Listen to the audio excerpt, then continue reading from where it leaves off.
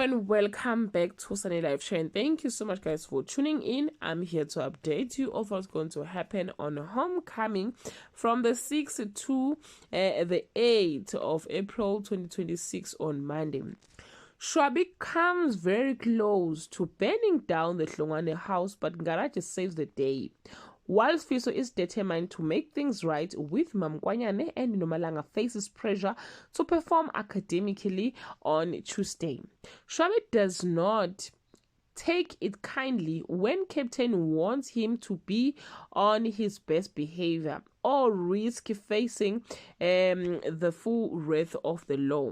Mamkwanyane is hurt and becomes an island all by herself as the Gubega uncles make speedy preparation for the new Makoti. Nomalanga is disappointed to learn that sex is not all that is made out to be on Wednesday.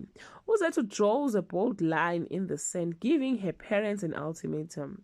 Metron rallies the community, determined to hold Shwabi accountable for his misdeed. Nomalanga's choices lead to unexpected consequences.